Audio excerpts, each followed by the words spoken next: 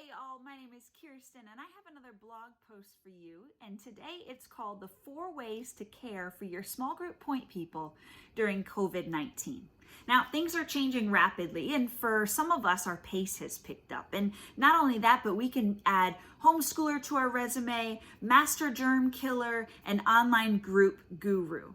So what does it look like to effectively care for our small group point people through this season? So this blog talks about 4 things that you could literally implement today as a way to care for other people. But what I want to say is just one caveat, is to remind yourself to care also for your own soul. Because as we're caring for others, we're carrying a heavier load.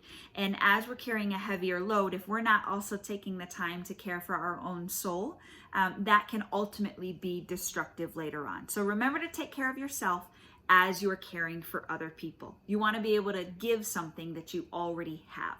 So the first way to care for your small group point people is, now listen, 4 C's: compound interest. Second one's consistent check-ins. Third one is to challenge yourself, and the 4th one is to communicate value. So the first one is compound interest. So the first way is by recognizing that everything we do literally adds up. In crisis, no act is too small.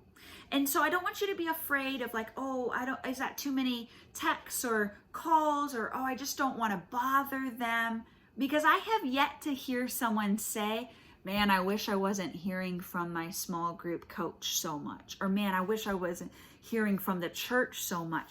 People need the care. They need the calls right now. And Steve Gladen says, if you want to make a church feel small, give a call.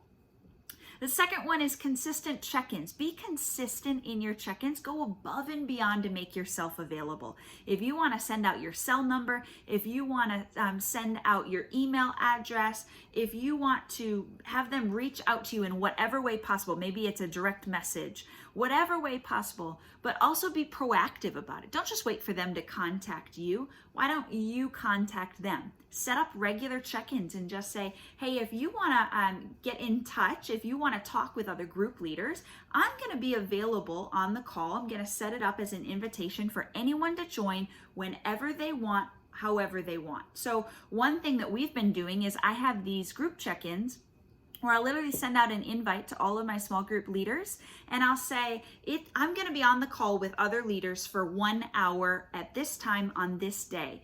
If you are available, hop on whenever you can for as long as you can, and we'll spend some time praying for each other. And then the third one is challenge yourself. So get outside of your regular rhythms. One thing that I'm doing is I'm challenging myself to contact 3 to 5 people in various formats every single day. And these 3 to 5 people are people who I don't get in touch with every single day on a daily basis or on a regular basis. So who have I not talked to in the last couple of weeks? They go on that list. Or who have I not talked to in a couple of months and maybe they live out of state? They go on that list as well. And I'm doing 3 to 5 people every single day. And then communicate value is the 4th one. So what's the value that we can add behind the screen?